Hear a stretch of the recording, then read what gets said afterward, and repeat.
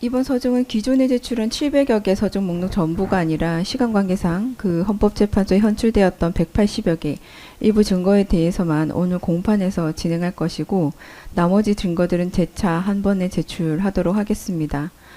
서중 설명서 말씀드리겠습니다. 서중 설명서를 먼저 다 나눠줘야 되죠.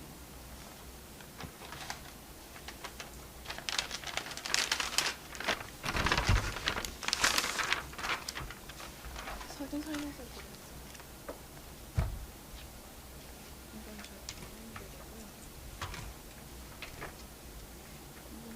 재판부, 이건 검찰,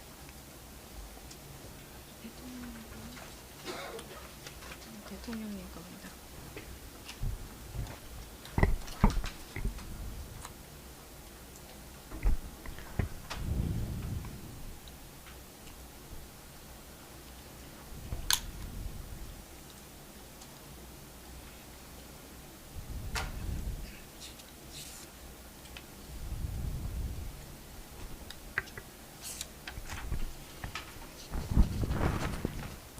특검은 대통령이 아무 이유 없이 국헌을 물러나게 할 목적으로 폭동을 일으켰다고 공소장에 적시를 하고 있습니다.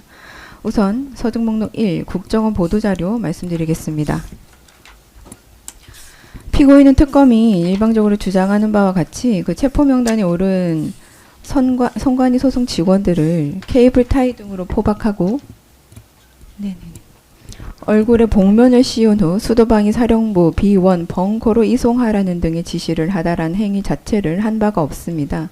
다만 당시에 피고인이 선관위원회에 인원을 보내서 사진만 찍어서 나왔는 바 왜 대통령이 선관위에 인원을 보냈는지 설명할 수 있는 자료 중 하나가 바로 이 국정원 보도자료입니다. 이 문서는 국가정보원이 2023년 10월 10일 공식 발표한 보도자료로서 선관위, 국정원, 키사 3개 기관 합동보안 점검팀이 23년 7월 17일부터 9월 22일까지 국회 교섭단체 추진 여야 참관인들 참여 하에 실시한 선거 시스템 보안 점검 결과를 담고 있습니다. 이 점검은 23년 5월 국회와 언론을 통해서 선관위의 북한 해킹 대응 및 정보통신 기반 시설 관리 부실 우려가 기재된 이후에 진행되었고 시스템 취약점이나 해킹 대응 실태, 기반 시설 보안 관리 등 3개 분야로 구분해서 이루어졌습니다.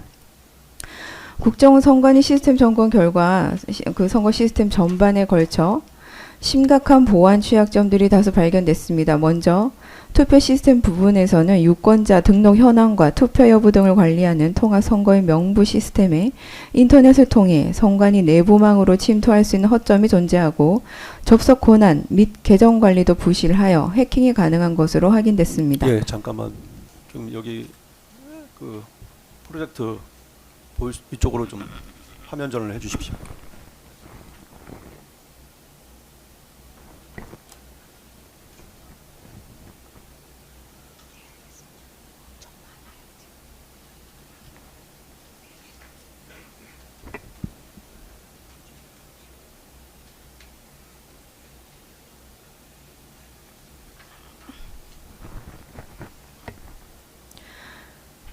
이를 통해 사전투표한 인원을 투표하지 않은 사람으로 표시를 하거나 사전투표하지 않은 인원을 투표한 사람으로 표시할 수 있고 존재하지 않은 유령 유권자도 정상적인 유권자로 등록하는 등 선거인 명부 내용을 변경할 수 있었다는 것을 2023년 국정원이 확인을 했습니다.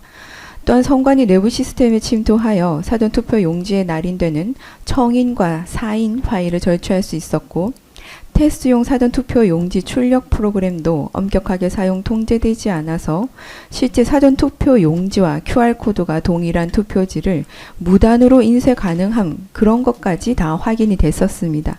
여야 정당 등 일부 위탁선거에 활용되는 온라인 투표 시스템에서는 정당한 투표권자가 맞는지 인증하기 위한 절차가 미흡해서 해커가 대리투표하더라도 확인되지 않는 문제점까지 발견이 됐고 사전투표소에 설치된 통신 장비에 사전 인가된 장비가 아닌 외부 비인가 PC도 연결할 수 있었고 내부 선거망으로 침투가 가능하다는 점까지 확인했습니다.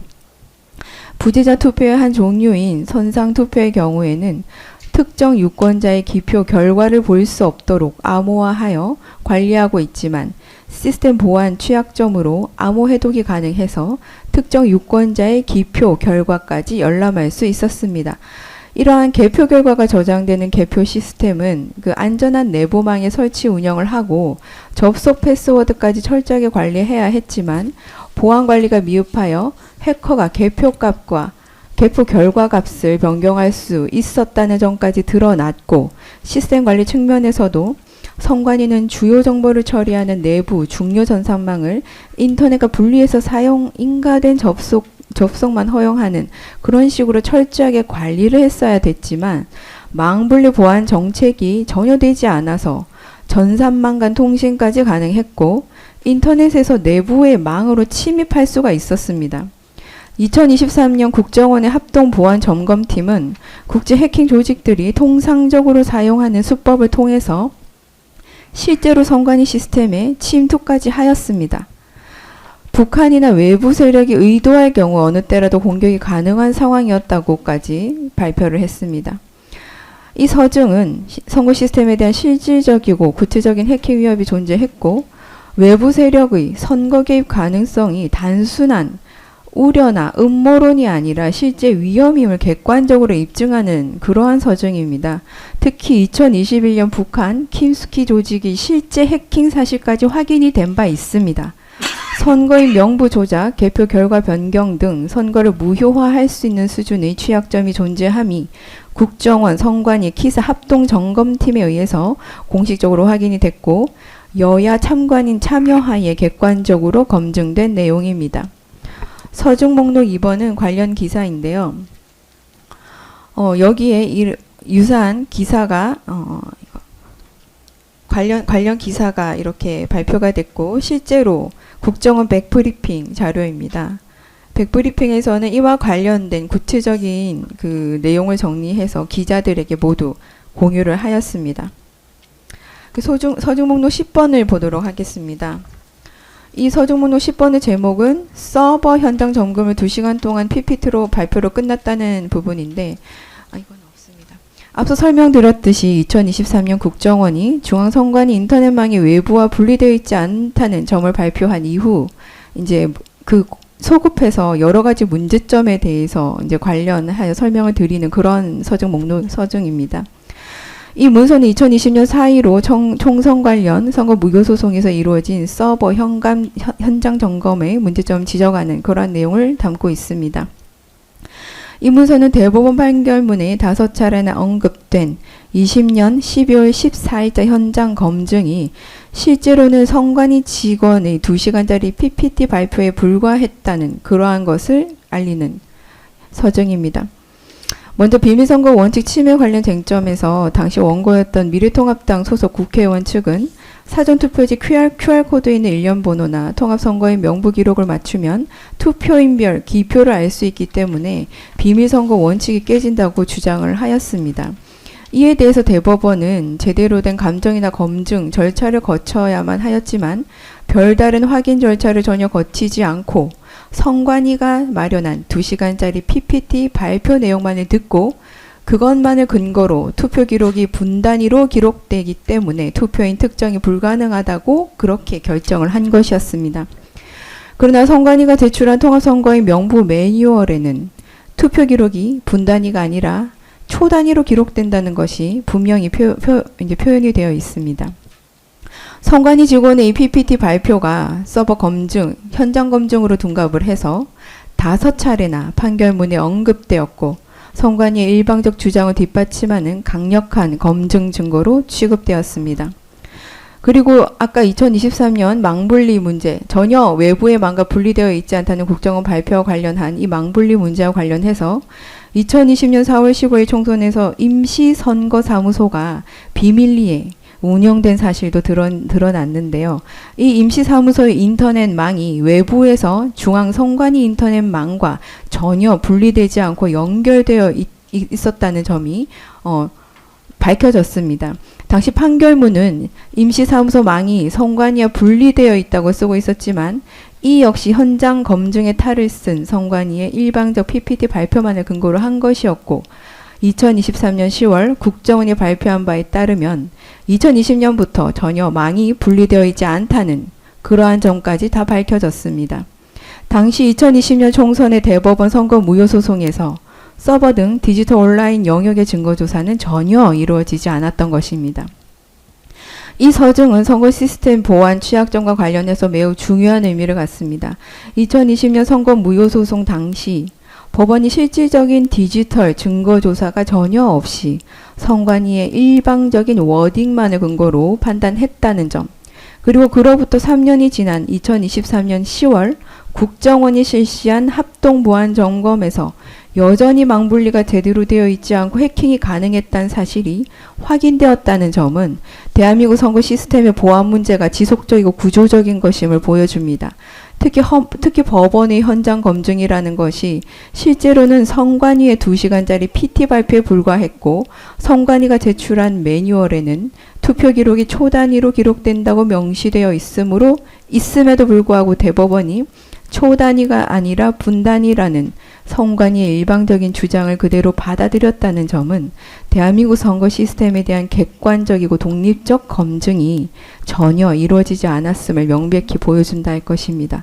이는 2023년 국정원 합동 보안 점검이 여야 참관인 참여하에 객관적으로 실시되어 실질적인 보안 취약점들이 발견된 것과 대조되고 선거 시스템의 보안 문제에 대한 긴급한 대응이 필요했음을 뒷받침하는 증거라고 할 것입니다.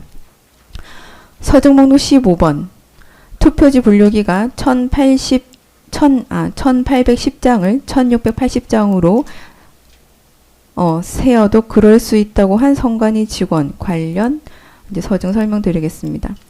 이 문서는 21대 총선 당시 사전선거 투표지 415장을 투표지 분류기로 분류한 결과 기호 1번 후보로 분류된 득표함에 기호 2번 후보의 투표가 계속 섞이는 현상이 발견되었고, 이에 기호 2번 개표 참관인이 이의제기를 하였고, 참관인이 문제제기할 당시 기호 1번 후보가 더 많은 득표를 하고 있었습니다.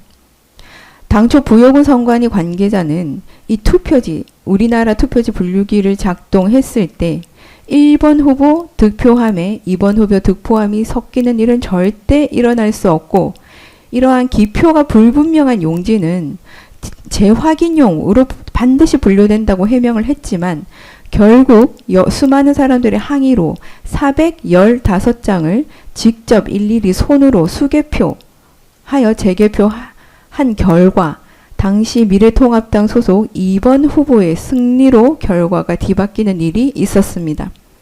만약 전자투표지 분류기에만 의존해서 계속 개표를 진행하거나 이것을 지켜보는 참관인이 없었다면 엄청난 완전히 결과가 뒤집히는 그런 문제가 생겼을 것이지만, 다행히 기호 2번 참관인이 이 상황을 면밀히 주시하고 적절한 요청을 해서 원래의 결과대로 선거가 마무리될 수 있었습니다. 성북의 개표소에도 이와 비슷한 일이 있었는데, 실제로 투표지가 총 1810표인데 전자개표기에서 계속 1680표로 개수되는 문제가 발생했습니다. 몇 차례에 걸쳐 지속된 문제를 해결하기 위해서 결국 해당 투표 분류기를 리셋하고 나서야 정상적으로 1810표로 카운트가 됐습니다. 이에 대해 당시 선관위에서는 1810이 맞는데 기계 오류가 있으면 1680으로 될 수도 있지 않겠냐라고 대답했을 뿐이었습니다. 거의 7% 오류가 발생한 것임에도 불구하고 민주주의의 꽃이라고 하는 이 투표에 있어서 전자투표지 분류기와 관련해서 선관위는 지금까지 1%의 오류도 없다고 공언을 해왔었습니다. 또 추가적으로 미래통합당 소속이었던 박용찬 후보자의 경우 2020년 5월경 증거보전을 하면서 잠금장치 봉인 상태 사진을 촬영해 둔 적이 있습니다. 그 사진과 당시 현장을 비교해 본 결과 그 이후에 투표함의 봉인지를 아예 뜯어낸 흔적까지 발견되었고, 사진과 실물의 상태가 아예 달랐습니다.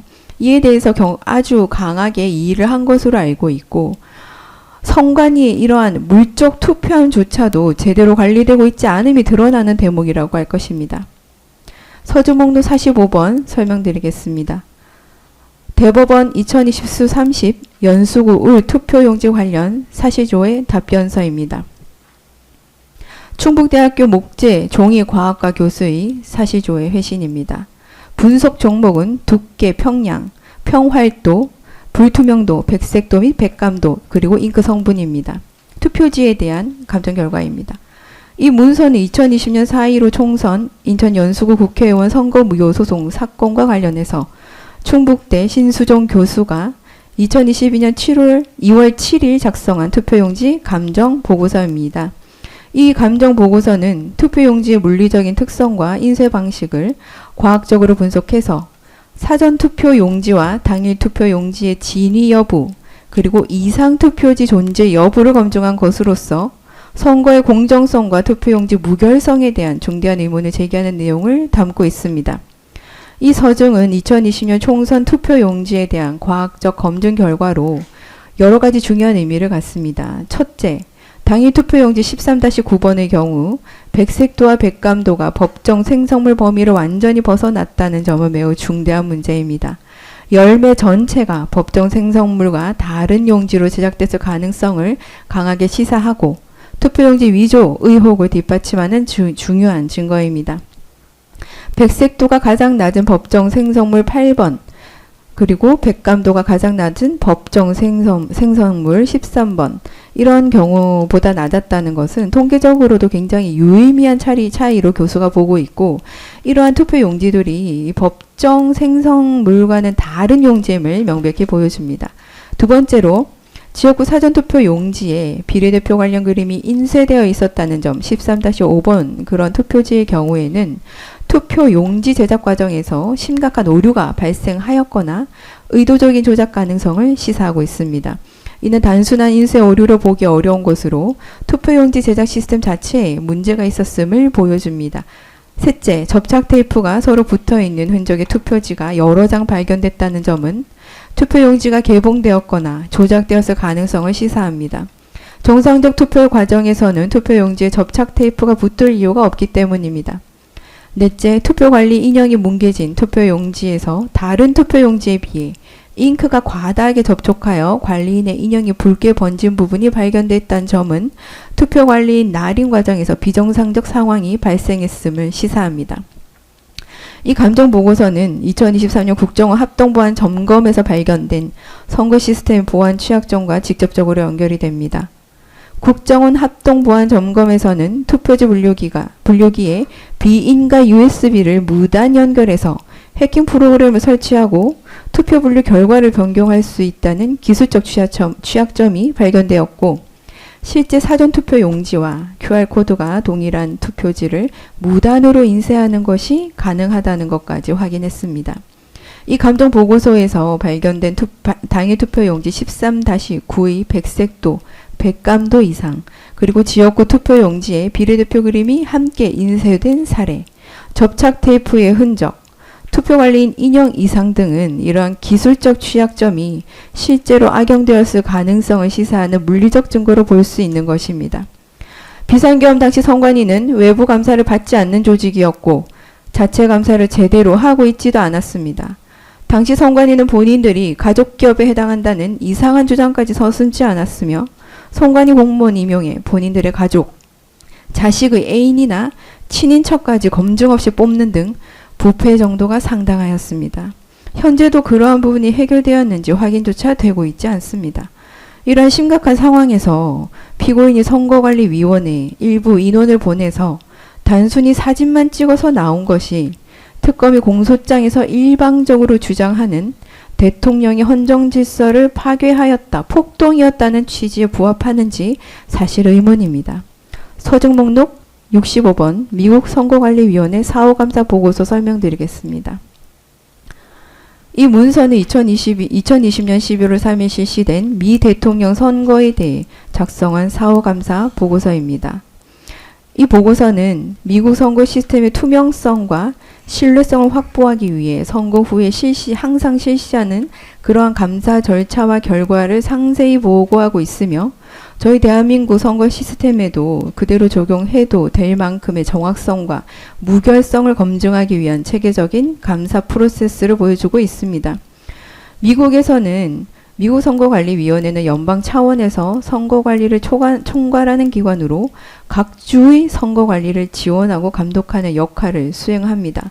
당시 코로나 팬데믹 상황에서 실시가 돼서 우편 투표나 조기 투표, 우리나라의 사전 투표 같은 그러한 투표가 대폭 증가하였습니다. 이러한 점에 대해서 미국 선거관리위원회에서는 이러한 선거의 정확성과 보안에 대한 우려를 제기하면서 상세하게 감사를 하였던 것입니다. 미국의 위험 제한 감사 방식은 주요 감사 방법으로서 채택이 됐었는데, 이것은 통계적으로 유의미한 표본을 추출을 해서 수작업으로 재집계하고 전자집계 결과의 정확성까지 시스템에 일일이 들어가서 검증하는 그러한 방식입니다. 선거 결과가 잘못됐을 가능성을 사전에 설정한 다음에 그것을 10%, 5%, 일반적으로는 5% 이하로, 최대 10% 이하로 낮추는 것을 목표로 합니다. 만약 표본 감사에서 전자집계 결과와 유의미한 차이가 발견이 되면 감사 범위를 확대하거나 전수 재집계를 실시하게 됩니다. 우리나라에서 하지 않는 전자투표 시스템에 대한 보안 감사도 실시되었습니다. 보고서는 투표 집계 시스템의 소프트웨어 무결성, 하드웨어 보안, 네트워크 격리 상태 등을 점검하였습니다.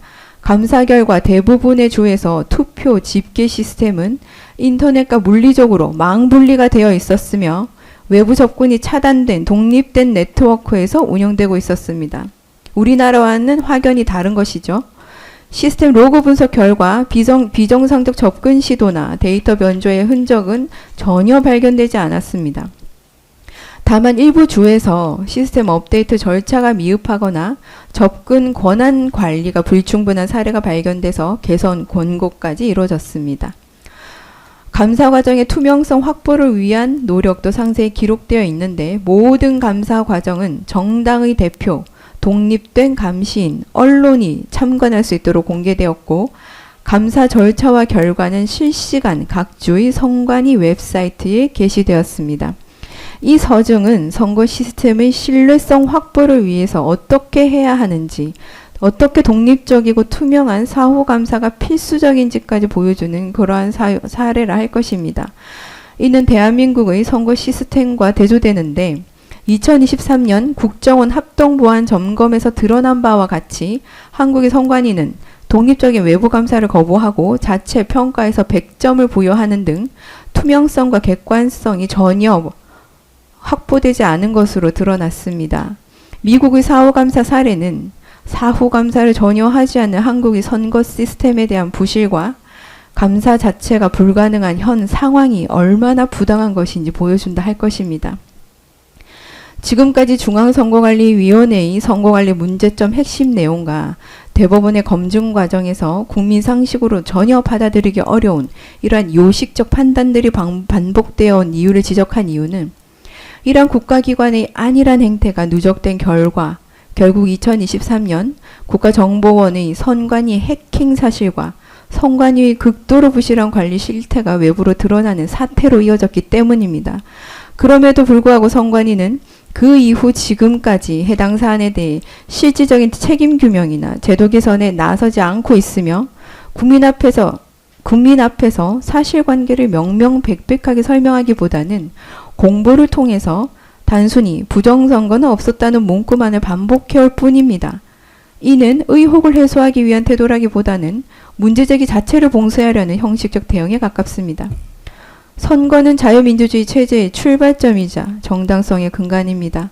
그럼에도 불구하고 선관위에 대해서 실질적인 감사나 외부 검증이 사실상 불가능한 구조가 지금 현재 대한민국에는 이미 고착화되어 있습니다. 이러한 제도적인 폐쇄성 속에서 선거의 신뢰가 흔들리고 국가 핵심 기관조차 그 안정성과 투명성을 담보하지 못하는 상황이 발생했고 지금까지 계속되고 있다면 그 당시 국가 원수로서 대통령이 느꼈을 고뇌와 위기의식이 얼마나 깊었을지 충분히 가늠해 봐야 할 문제입니다. 이는 특정 개인의 판단을 옹호하거나 비난하기 이전에 국가 시스템 전반의 실패와 그에 따른 책임을 어디에 어떻게 물어야 하는가라는 근본적인 질문으로 귀결된다 할 것입니다. 자유민주주의를 지탱하는 선거제도가 흔들릴 때 이를 방치한 국가의 책임은 결코 가볍게 넘길 수 없는 것이기 때문입니다. 다음으로 특검은 대통령이 아무 이유 없이 국헌을 문란하게 할 목적으로 폭동을 일으켰다고 공소장에 적시하며 비상계엄의 주요 적시를 하였는 바 그러한 이유가 있었다는 점 관련해서 비상계엄 주요 원인이었던 민주당의 줄탄핵 문제 말씀드리겠습니다. 서중 목록 70 행안부 장관 이상민에 대한 탄핵소추안 설명드리겠습니다. 이 문서는 2023년 2월 6일 국회의원 176명이 발의한 행정안전부 장관 이상민에 대한 탄핵소추안으로 22년 10월 29일 발생한 이태원 참사와 관련하여 행정안전부 장관으로서의 직무를 제대로 수행하지 않아 헌법과 법률을 위반하였다는 이유로 탄핵을 소추하는 내용을 담고 있습니다.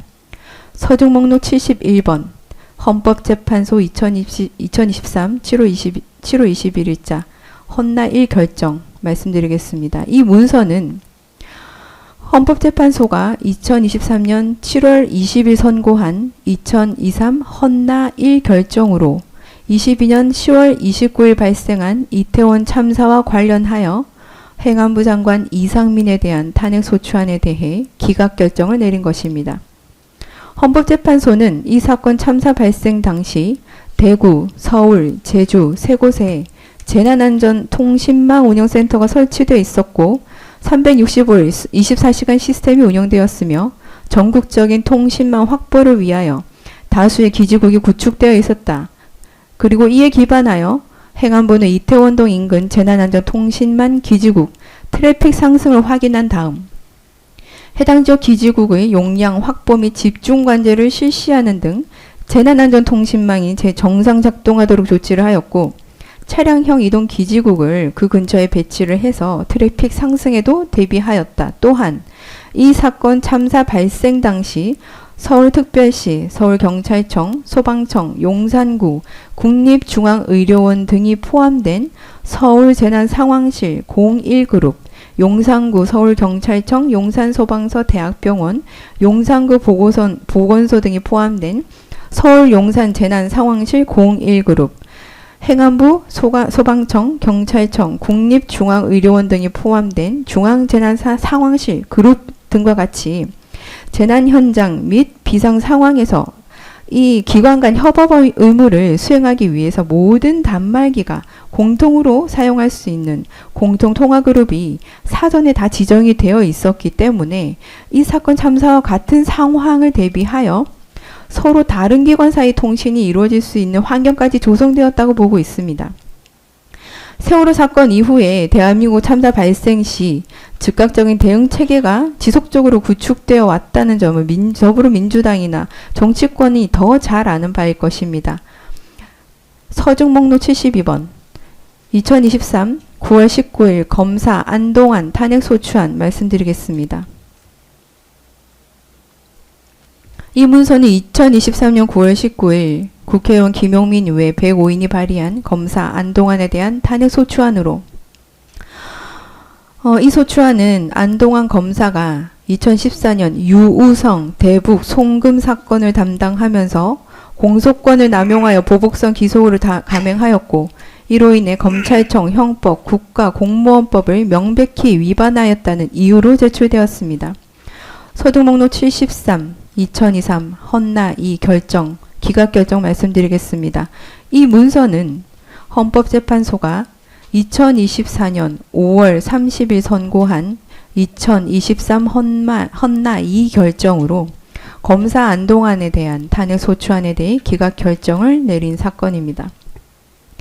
헌법재판소는 검사의 공소제기에 대하여 형사소송법 제327조 제2호에 따라 공소기각 판결을 선고하는 것과 공소를 제기한 검사에 대하여 형법 제1, 2, 3조에 따라 형벌을 부과하는 것은 그 목적과 기본권 제한의 정도를 달리하기 때문에 검사의 공소제기에 대하여 형사소송법 327조 제2호에 따라 공소기각 판결이 선고되었다는 것만으로 그 공소제기가 직권남용에 해당한다고 볼 수는 없다고 판단하며 이 사건 공소제기 당시 유우성 등의 자백 등 관련 증거에 의해 이 유씨의 외국환거래법 위반 혐의가 인정되는 상황이었다. 검사는 재반 사정을 참작하여 공소제기 여부를 결정할 수 있는 재량권을 가지고 있었다라고 지적하고 있습니다. 물론 본 변호인은 최근 특별검사의 전 대통령 내분에 대한 기소 남발을 하는 부분에 대한 그런 반발심이 있는 상황에서 이러한 검사의 기소 재량권에 대해 탄핵을 자행하는 민주당을 비판하는 것이 맞는지 의문이 듭니다만 어쨌든 검사 안동환의 경우 당시 혐의자였던 그 유 씨는 대한민국에 정착한 지 1년이 채 되지 않은 시점부터 4년이 넘는 기간 동안 외국환 거래법 위반 행위를 지속한 정황, 즉 북한에 계속 돈을 보낸 정황이 존재했습니다. 종전 기소유예 처분 당시에는 누락되었던 거래 내역이 추가로 확인된 상황이었기 때문에 이러한 사정들을 종합할 때 이 검사의 공소 제기가 단순한 보복이나 자의적인 판단으로 단정하기는 어려운 측면이 존재했습니다.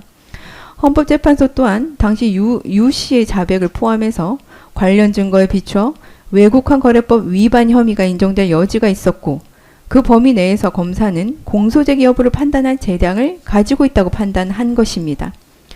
서증목록 74, 2023년 11월 9일 검사 이희동에 대한 탄핵소추안입니다. 이 문서는 2023년 11월 9일 국회의원 김용민 외 168인이 발의한 검사 이희동에 대한 탄핵소추안으로 이 탄핵소추안은 이희동 검사가 고발사주 사건에 직접 연루된 김웅 전 의원에 대한 수사 과정에서 면담 보고서에 사실과 동떨어진 허위 내용을 기재하고 이를 바탕으로 김웅에 대한 불기소 처분을 하였다는 이유로 제출된 것입니다. 현 야당인 당시 국민의힘 소속 의원에 대한 불기소 처분을 하였다고 해서 탄핵소추를 한 사안입니다.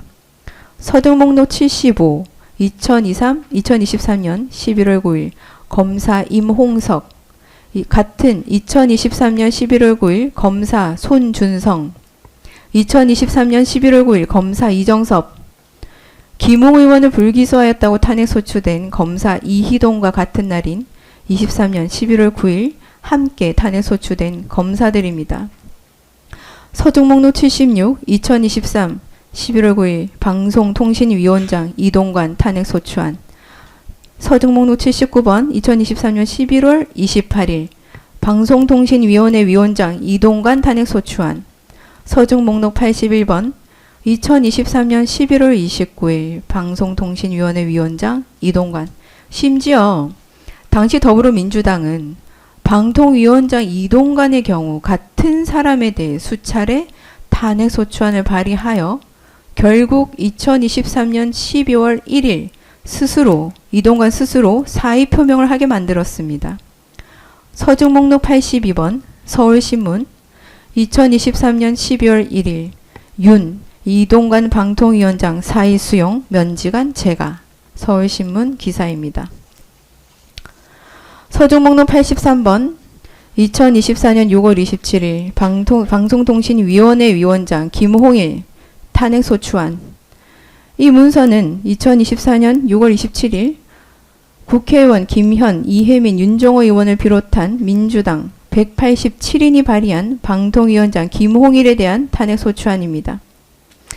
피소추자 김홍일은 2023년 12월 29일 방송통신위원회 위원장으로 임명되어 현재 재직 중 직무를 집행하면서 헌법과 법률을 위배하였다는 이유로 탄핵소추가 되었습니다.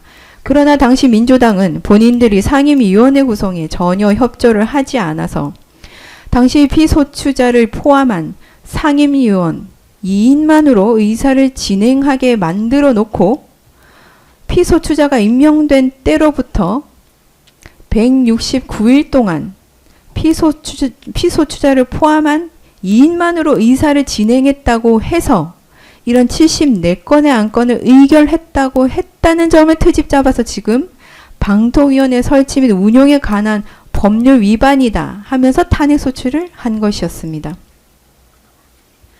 예, 서종 목록 84, 예, 김홍일 위원장 탄핵 직전 자진 사퇴, 그리고 후임 이진숙 유력 기사입니다. 결국 당시 김홍일 위원장 또한 이동관 이거 치우라고 하십니다. 전 위원장의 전례를 답습하듯이 사의를 표명할 수밖에 없는 상황에 이르렀습니다.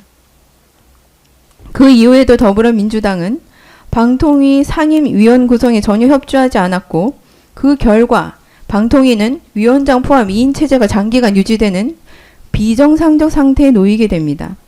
이는 합의체 행정기관으로서의 기능을 사실상 마비시키면서 방통위를 정책 결정 능력을 상실한 식물위원회로 전락시키는 결과를 초래했습니다.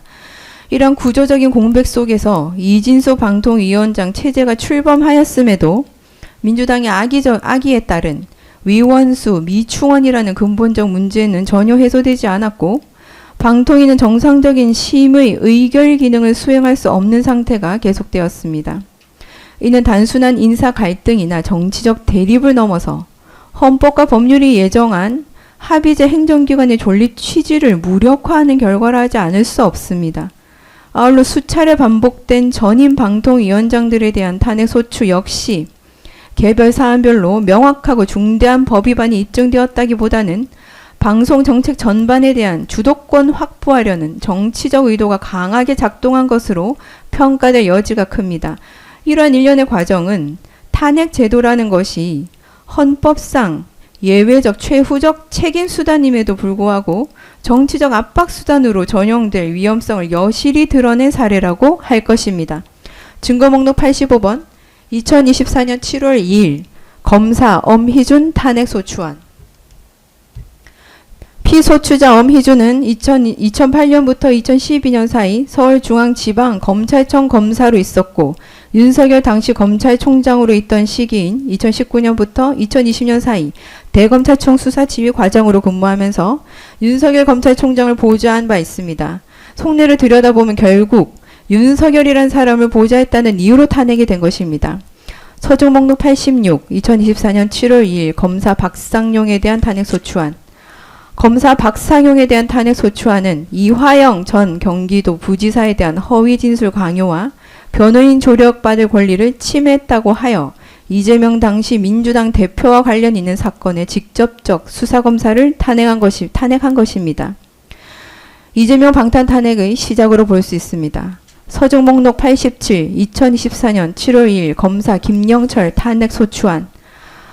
검사 김영철에 대한 탄핵 소추안은 장시호에 대한 모해 위증교사 및 공무상 비밀 누설 그리고 정치적 중립 위반, 의무 위반을 핵심으로 하지만 김영철의 경우 2011년 대검찰청 중앙수사부에서 윤석열 대통령과 함께 근무하였고 2017년 박영수 특검에 파견되어 당시 팀장이었던 윤석열의 지휘를 받은 바 있기 때문에 장시호와 친하여 위증을 교사했다는 이유 그리고 윤석열 대통령과 친했다는 이유로 탄핵 소추가 된 것입니다. 서종 목록 88 2024년 7월 2일 검사 강백신 탄핵 소추안.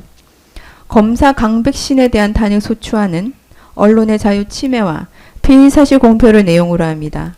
물론 현재 특검 측의 엄포를 보면 피의사실 공표를 너무나도 심각하게 자행하고 있어 당연한 탄핵 소추 사유가 아닌가 하는 마음이 듭니다만 당시 김영철 검사의 경우에는 개정 검찰청법에 따라 명예훼손죄에 대해서 검사가 수사할 수 없음에도 신앙림 전 위원장, 김만배, 뉴스타파, 리포액트, 경향신문, 뉴스버스 등 언론사 전 현직 기자들이 윤석열 대통령의 명예를 훼손하는 허위 보도를 했다면서 정보통신망법상 명예훼손 혐의에 대해 수사를 개시하였다는 것을 트집잡아 탄핵 소추가 되었습니다.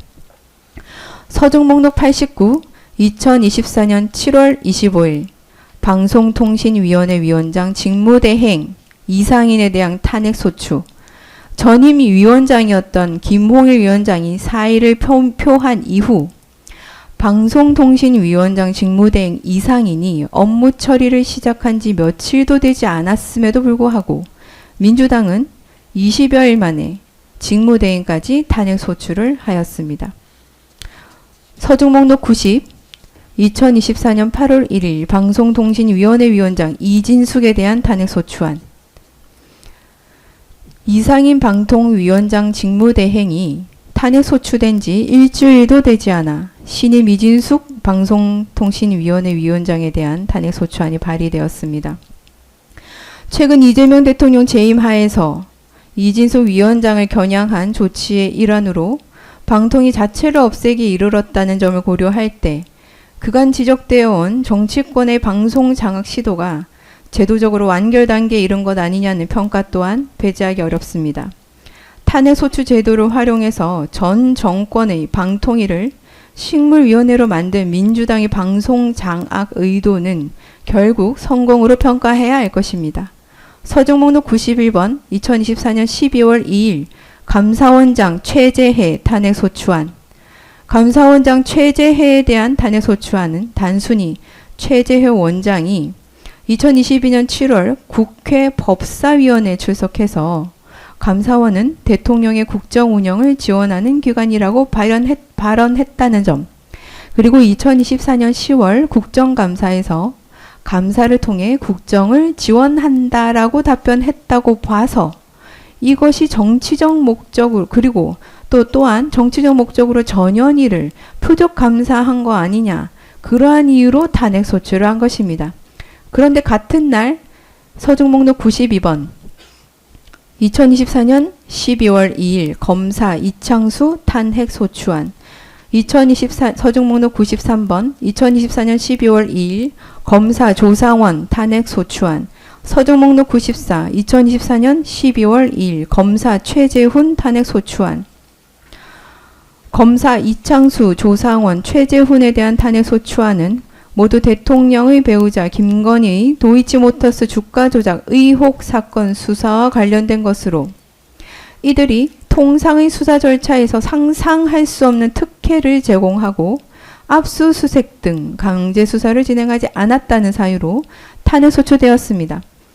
더불어민주당은 대통령과 함께 국정 운영을 수행하는 주요 기관장들을 대상으로, 그리고 수십 명의 검사들을 대상으로 순차적인 탄핵소추를 남발함으로써 사실상 줄탄핵을 자행해 왔습니다.